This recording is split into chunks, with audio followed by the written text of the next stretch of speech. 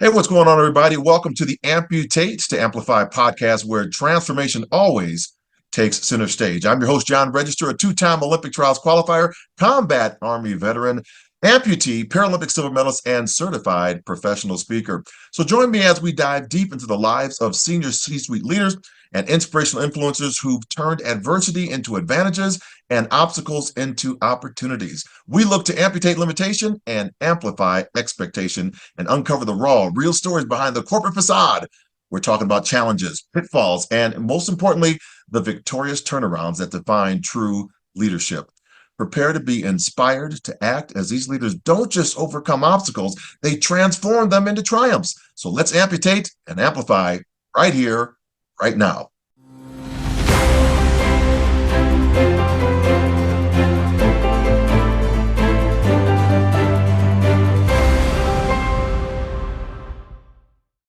This podcast is brought to you by Inspired Communications International, working with business leaders who are in the midst of change and are ready to hurdle adversity, amputate fear, and embrace a new normal mindset to win the medals in their lives. They do this by interactive keynote speeches, fireside chats, sales kickoffs meetings, year-end celebrations, and more. Write to info@johnregister.com for more information. So let's get into it today. I got a great, amazing guest in the dog-eat-dog business world, where thriving often means outsmarting the pack. Exceptional expertise isn't just nice, it is essential. As a serial entrepreneur, he sold millions in products and services across diverse industries and has been the cornerstone in elevating thousands to new heights in performance and profitability. His knack for uncovering hidden opportunities and driving growth is unparalleled. Today, we are thrilled to have Ford on the Amputate to Amplify podcast, sharing insights and actionable strategies. So prepare to be inspired, enlightened, and propelled to action. Please welcome my guest, the serial entrepreneur. Let me get that straight, y'all. The tenacious powerhouse and business growth expert and host of Fortified Live, the amazing Ford Saeks. Ford, welcome to the show. Well, thank you so much, John. I'm glad to be here. I know I had you on Fortify Live. We go live on Wednesdays, 11 a.m. Central. And I said, I'd love to be a featured guest on your show. So you're the host today. I'm the guest. Take us away. All right. Thank you once again. I begin this podcast with a very simple question that tends to make and take us in many different directions. So you're writing a book. It's entitled The Business Meeting Anarchist Guide to How to Destroy Your Next Event. What might be one of your chapter titles? Best chapter title. How to find the right, no, just for the record, this is a fictitious book. I'm not writing that book and I'm answering the question. Okay. So the topic title would be something compelling that helps them pay attention. So how to avoid the landmines that'll kill your next event.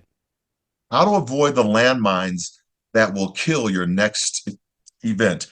Why is that so important? What's the justification behind that title to make the book? Well, a lot of times when meeting planners are trying to find keynote speakers, there's as you know, and you and I both know, being in the business, we're both CSPs, in certified speaking professionals in the National Speakers Association. And what we found is there's all types of meeting planners.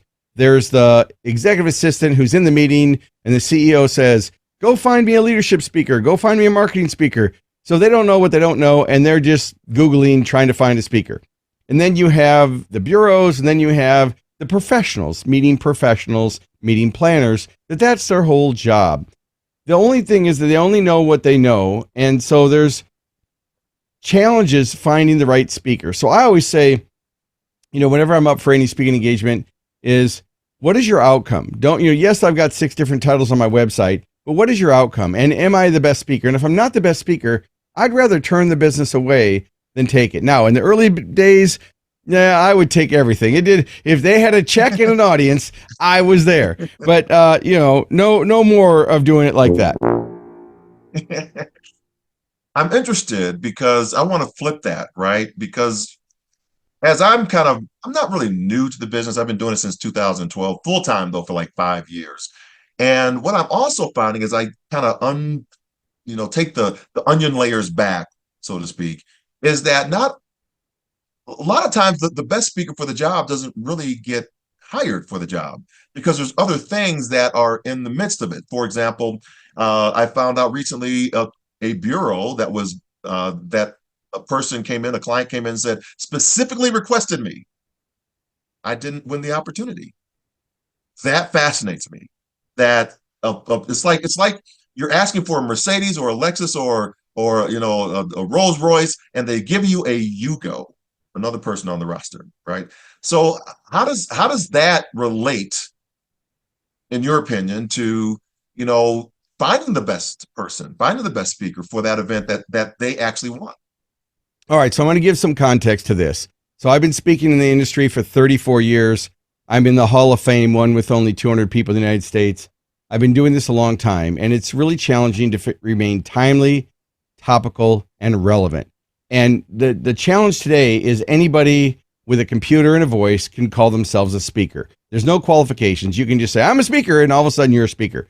So the challenge that meeting professionals have, and organizations that are bringing speakers in, is they have a challenge between trying to find a TED Talk type speaker, maybe an industry expert. Sometimes it might be a vendor that they work with and they're trying to give them a keynote slot or a speaking slot. But there's a big difference between those and people like you and I who are professionals. Now, the challenge you have with the Bureau is that they have favorites. I don't want to use the word biases, but it is.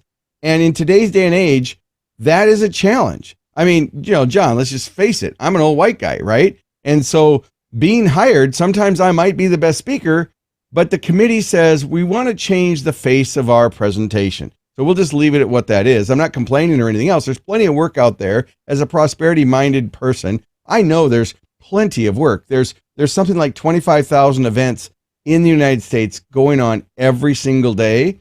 And I only speak 50 to 60 times a year. So if we do the net math, there's plenty of opportunity. But back to your original challenge. When you have a bureau that reaches out to you, and maybe they haven't hired you before, but maybe they say, hey, John, are you available on August 18th for this company? And you're like, great, I'd love to work with your bureau. I accept the 25% commission fee, and I'd love to meet you and your client. And they say, we'll get back to you. And then all of a sudden, you follow up, and you find out that they've booked somebody else. The decision criteria that meeting planners use are so varied. So whenever I lose a booking, I go back to the meeting planner or the bureau and I say, can you just share some of the insights of how they made the decision? And then that helps me know, was it a budget? Because my fees are $20,000. Not every organization wants to invest $20,000. So maybe it's a fee issue. Even though I do have presentations, and this is what you should say too, John.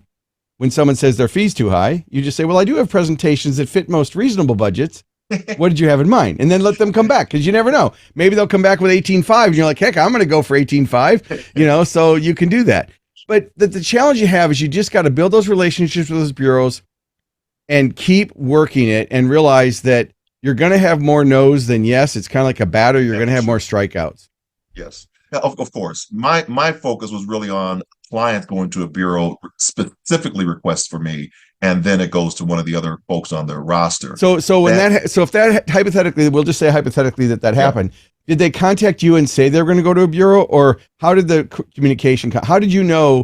I usually find out about it back end, right? So somebody said, oh, we asked for you specifically, and because it's usually in the next year when they come back, right? To me. And that this only happened twice, so I'm not really. This is not like here's the deal. Here's what I do. So a couple things that I do when I get a booking hold, whether it's from a bureau or not. First thing I do is I create a landing page on my website. So for you, it'd be johnregister.com/ we'll just say Subway, right? Hypothetically. And then on that, I would have a video. Hey, this is John Register. I'm so excited about the opportunity to speak at your conference in blank, blank, blank. I'm a combat vet and I'm, an expert on leadership, and I'd love to be part of your conference. Now, below on this page is contact information for X Bureau, along with my speaker demo video. Keep in mind that all my presentations are customized for your theme and outcome. I'd love to set up a conference call at your convenience so you can ask me all your tough questions, and then you'll discover why I'd be a great fit for your conference. So I create the video, I create the sales narrative, I create the page, I put the bureau's contact at the bottom. Then I go to LinkedIn and I start connecting with low-level people at that company, not the meeting planners, not the professionals. I start connecting with the shipping clerk and anybody who has a LinkedIn profile. Once I have one or two connections at the low level, because they always accept connections. They're just like, oh, someone wanted to connect with me. Then I'll go to their site and look at the leadership, or I'll look at if they're a public company, I'll look at their annual report, which has all the leaders in it. And I'll connect with the leadership on LinkedIn. I don't ask them for anything. I don't say, hey, I want to speak with you. I just ask for a connection. And if I get a connection, then I'm going to send them an email. And the email is going to be, hey, Sam, I have a hold through this bureau. I created a short little video to share with you 3 reasons why I'd be a great fit for your conference. Put the link. They'll click on that link and they'll go watch that video. Well, now you're not circumventing the bureau. You're going to give the bureau the business, but you're showing that client that you care and that you want to do the business, because unfortunately, speakers bureaus, and I've worked with many, a lot of times they're order takers. Now, I'm not biting the hand that feeds me. They do give me a lot of business, but unfortunately, they've got a roster of anywhere from 100 to 5,000, 10,000 speakers. So they don't care who they book. So if someone calls the bureau and says, I want John Register, yeah, well, maybe they're friends with this other person. Maybe they're friends with this person. So they say, oh yeah, John's really good, but let me share with you 3 other people that I think would be better. So that's what I don't like about bureaus is you drum up the business because someone has heard you, seen you, listened to your podcast, but then they go to the bureau because the bureau is the key person that they want to work with. Does that make sense? Absolutely. And I had one person I think I really I like. There are 2 I really adore in the business, right? Bureau folks, and I'm gonna name both of them, right? So no, I'm not gonna name both of them because then everybody's gonna be jealous about that. So I'm not gonna name both of them. But one's a woman, one's a man, and I asked them how did I get on your roster, and both of them said because you beat me for business. And that is I think that's how I have come to understand and know and realize that, just like you said, how you do that, I do a similar process. Is you beat the bureau for the business, and then a great person, Bonnie St. John, who was my Cabot Robert, who founded the National Speakers Association. She said, gift that back if you want to work with the bureau to that agency to build relationship. So that was one of the things that I've done to get on other rosters for that. So I love that answer. That's great of how we're going, and this is not destroying your event. This is actually building for the next thing. So, but I have a question. So some tough love. What do people need to release, let go of, or amputate in order to position themselves for success? You are a serial entrepreneur. You've built business after business, helping company after company.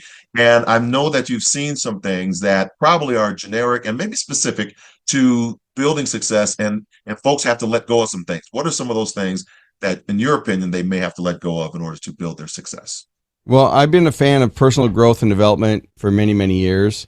When I first started my business, I was strictly a marketing speaker, and then I got into business growth. And I managed a motivational speaker, Les Brown. I'm sure you know who Les is. And I managed him for 3 years back when he was married to Gladys Knight. And so I was speaking at the time for $5,000, and I was booking Les 100 times a year at $30,000. Now this is back in '94, so now his fees are like $80,000, right? So I got to see a different side of the business, and I really got to see the corporate side of keynoting as opposed to all day workshops or training. What I was doing when I first started was the training part and the deep dive, breakouts. And I got to see a big difference of the business. And what I had to learn is, you can't steal second base and keep your foot on first. So if you want to go to where you want to go, you're going to have to let go of your comfort zone. So you need to get out of your comfort zone. Number 2, you got to be okay with rejection.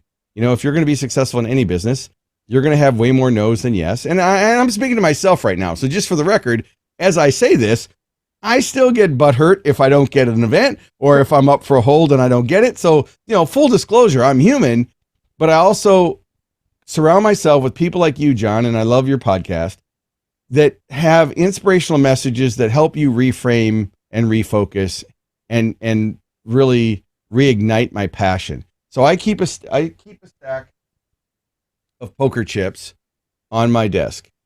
And when I make a sales call, I take it from one step to the next step, to a stack. And if I make 25 outreaches per day, 4 days a week, and do follow-ups on Friday, that's 100 people a week, 400 people a month, keeps my business full. But I just have to treat it as a numbers game. And in that way, I've gamified it so that I'm not, oh no, they didn't want me, So, and I'll tell you something. The reason I brought up Les is I booked Les at an event at the Georgia Dome. There were 80,000 people in this conference. He got a standing ovation. It was an Amway event. He sold $500,000 worth of products. I was his manager, so we ran all the kiosks around and sold all the cassette programs for Choosing Your Future was his big program back there, and Live Your Dreams. And we got into limo. We were on the way to get a private jet to fly to the next event, and he's upset. And he's visibly upset. And I'm like, Les, what's going on, buddy? Do you need something to drink or what happened? He said, when I started my keynote, I told the audience that they were going to get 4 P's. And I forgot the 4th P. I said, you spoke for 90 minutes. You had a standing ovation from 80,000 people. But here he was, multimillionaire, successful, was concerned that he forgot the 4th P. Absolutely. And it was like people, passion, purpose, performance or something. And I had to say to him, let it go. So we look at things that it depends on what you focus on. So this is a long story, a long road to a tiny house here, John. But I would say that if people want to let go and they're going to have to let go of a lot. They're going to have to let go of their old behaviors, their old patterns, and their old beliefs. And they're going to have to practice new behaviors and new beliefs in order to get the new results. Yeah, it's difficult. I was in a mastermind I don't know if, you were there. There was that, our CSP Summit, the Certified Speaking Professional Summit, CPA Summit. And one of the folks in my group they were challenging me on Amputate. They love the Amputate to Amplify. Right? I said, oh my God, this is great. I love it. We love this. And then we started dissecting it. Well, is amputate a negative word? And is it double negative? Because it's, and then later on, a person said, I just don't know what to let go of. I got so much on my plate. And I said, you're going to have to amputate something. And amputations hurt. It's not easy. And you might have phantom pains the next. And they go, oh my gosh, that's right.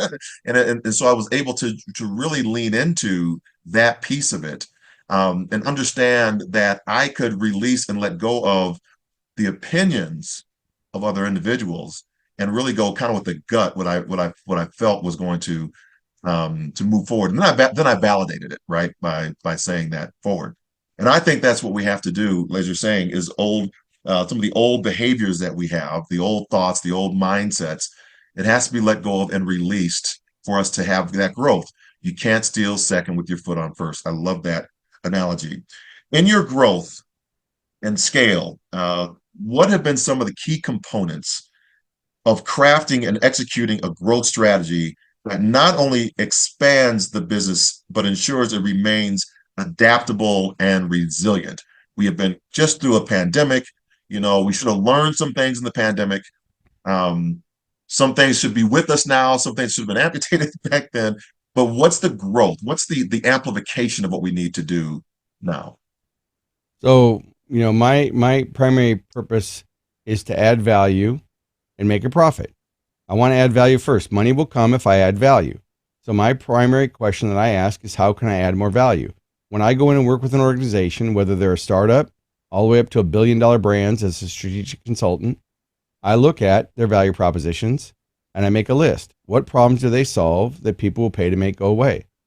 Then I get really clear on their target market.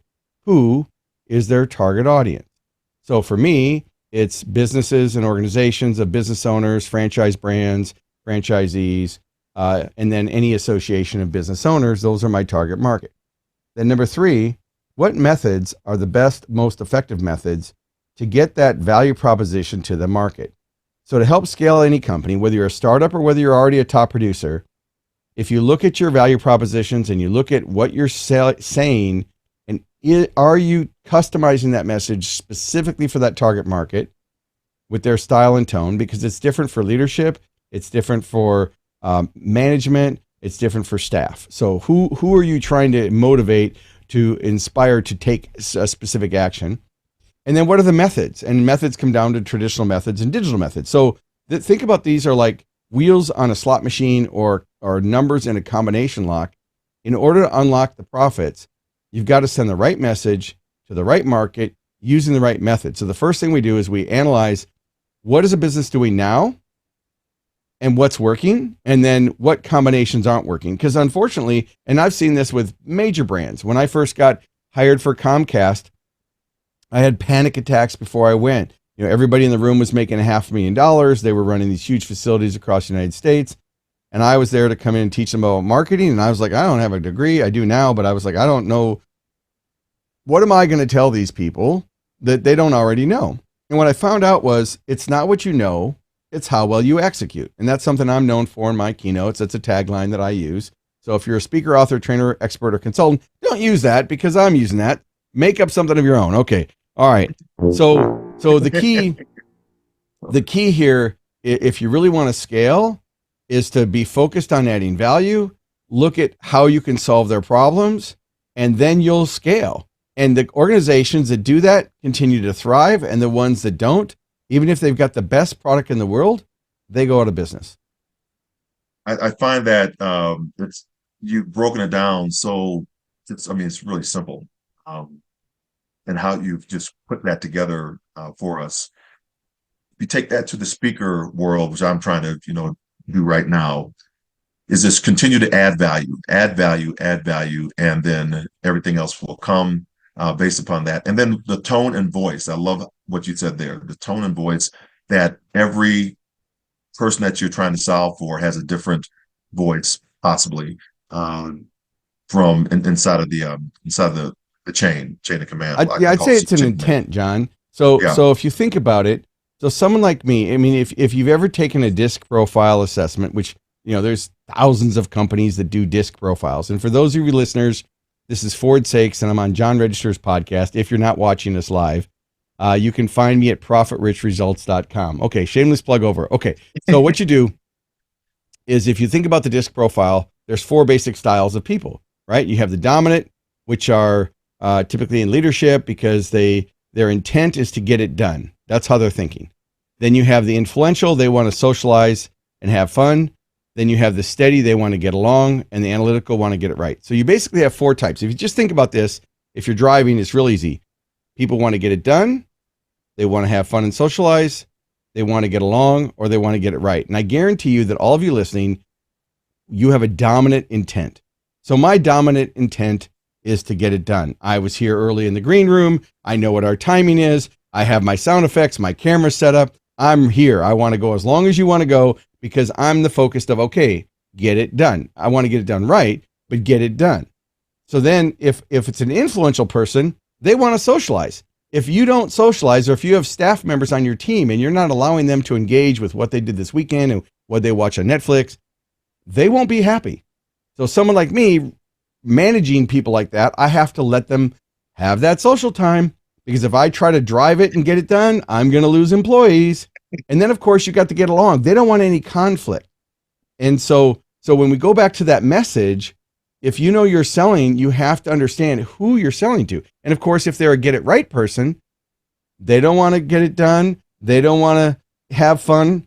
They don't want to get along. Their success is measured by making good decisions. And in order to make good decisions, they have to have data and support. So I know that if I'm selling and I'm listening to that other prospect or that category of people, I know what style they come from, then I can tailor my message more importantly. And it's not manipulation, it's communication. You see, because the purpose of communication is the response it elicits.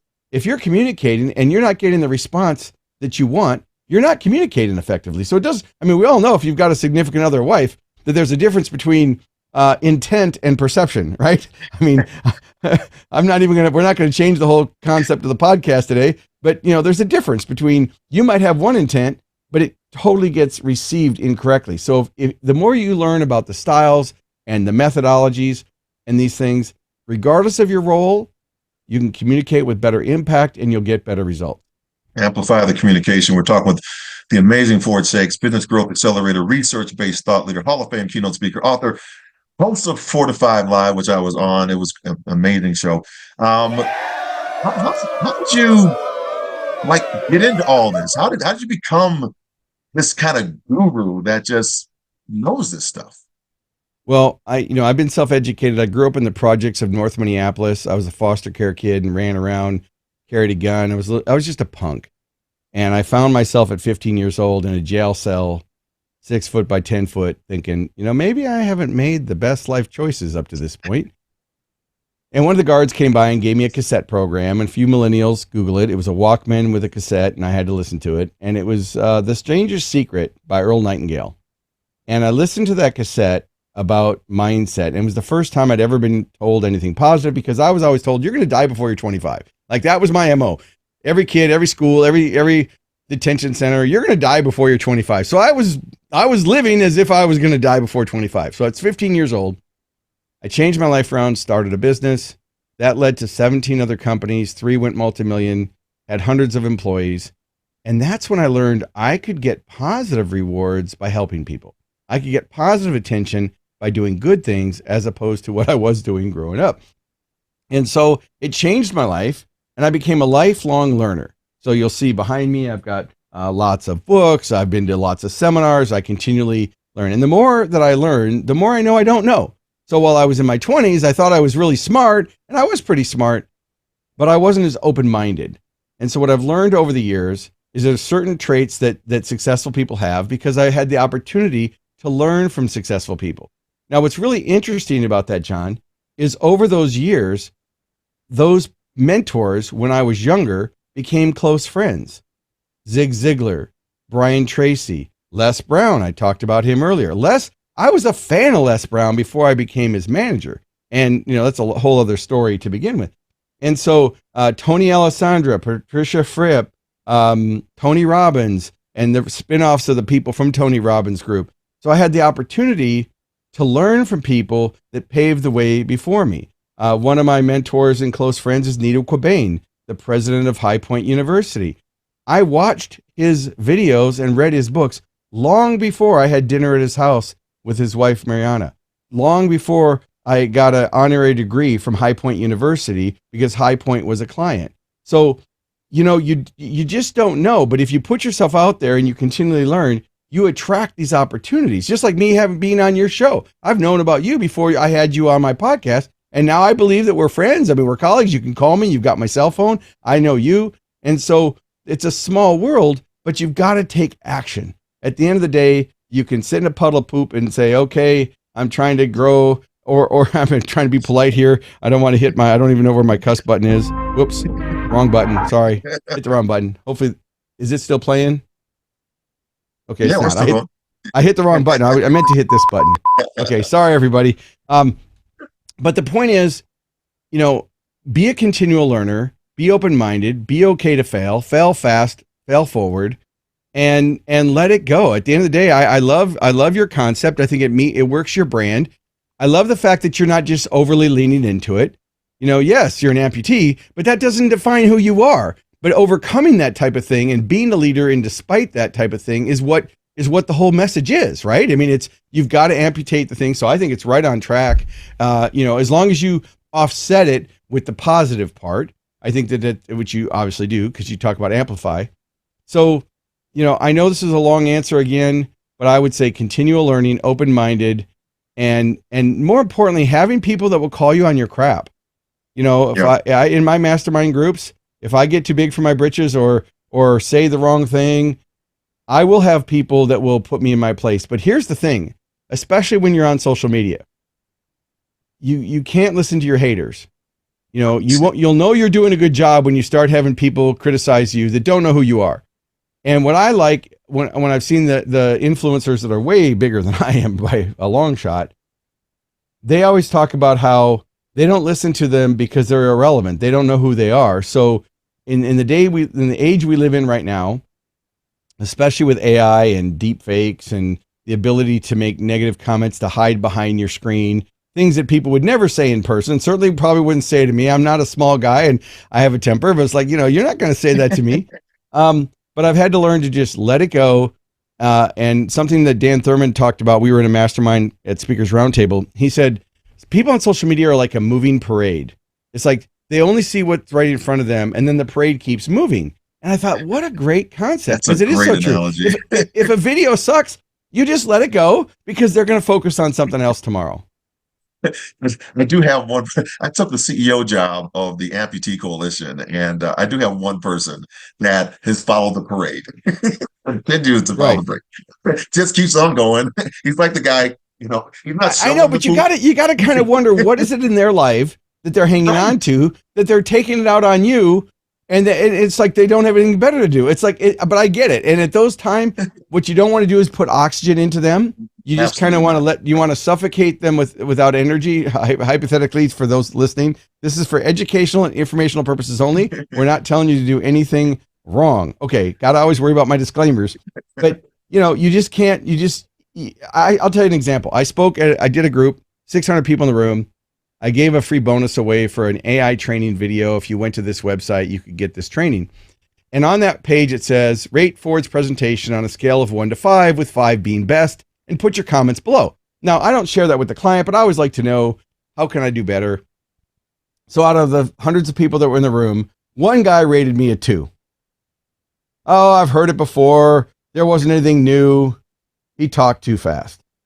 And now think about it. I know what he said. I didn't read. I can't recite the other hundreds of people who gave me 5 stars. But that one person who gave me a 2 reminded me, right? It stuck in my head. And so we're all human that way. And I'll tell you, I was at the International Franchise Association, just got back yesterday, and I was talking to one of the senior executives for Great Clips. Great Clips is, huge franchise brand, hundreds of franchisees across the country. And I was talking to him about speakers. And I said, so what is your criteria for picking a speaker? And he said, let me tell you a story. And he told me the story about the first speaker he ever hired and the bad experience. And the guy was a hit and run, and he was a jerk to him. And he didn't really acknowledge him. And he's the CEO at the time of this other organization that he brought him in. The moral of the story was, even after 30 years, this guy met me one time, and in one conversation, and I'm wondering, how many times has he repeated that story about that one speaker who was all about the money, was great on stage, but terrible off stage. And so that's stuck in his mind. So I think we all have things that we need to amputate and let go of, but we're all human, and those things do stick in our mind. And so that's why every morning when I get up, I listen to, like this morning, I was listening to David Goggins, because he's a no BS. He's my kind of motivator, because he's no BS. Now that might not work for some people. My wife, no, she would not listen to him for 10 seconds. But I want a guy who's like, get off your ass. Go, pardon me, sorry. But go do something with your life. Stop being a victim. So I like that type. That's what motivates me. But everybody's different, and they have different. But the key is to find the support group that can give you the support so that you can overcome the challenges that you have, regardless of what you're going through in your life or your business. Give yourself an applause. Do the applause meter right there. Yay, here we go. Yes, the applause. Yes. That, ladies and gentlemen, is why we have Ford Saeks on this show. You need to be following him. How do people get a hold of you? So I want people to know how they can. I see you have your stuff on here and everything, Profit Rich Results. Sure. If they go to profitrichresults.com or just go to LinkedIn and connect with me, just say, hey, I was on John's podcast and heard you speak, because I don't always accept everybody from LinkedIn, but I if you let me put a message in there. So my name is Ford Saeks. If you're listening and not watching, it's SAEKS. And you can find me at profitrichresults.com. That is fantastic. Thank you so much for being on the show. Just really appreciate all your insights, your chapter title, the book title. I took away a lot of things. Continual learning, open-minded, always amplifying. These are the things I think that continue to write the best chapters of our books, of the lives that we have. So we've been on with Ford Saeks, ladies and gentlemen. He gave you all this contact information out there. Connect with him on LinkedIn. That's a wrap for our today's show on the Amputate Amplify podcast. I want to thank my guest Ford for gracing us with his insights of inspiration and taking us on a transformational journey by helping us amputate fear, amplifying life. Again, I'm your host, John Register, professional speaker, guiding us through the transformative journeys of some of the most inspiring leaders in both business and events world. Remember, it's not just about facing challenges, it's about converting them into your greatest successes. We again thank Inspired Communications International for sponsoring the show. They work with business leaders who are ready to hurdle adversity, amputate fear, and embrace a new normal mindset to win the medals in their life. Continue your journey of transformation by following me online at www.johnregister.com/amputate to amplify podcast.com. Find all my social media channels that will link you to daily doses of inspiration and updates on future episodes. Together, we can amputate limitations, amplify expectations to gain the competitive advantage and win life's medals along the way. All right, thanks for tuning in. Keep amplifying your life. Until next time, I say Vitam Sperare, breathe life, and go forth, inspire your world. Until next time, bye for now.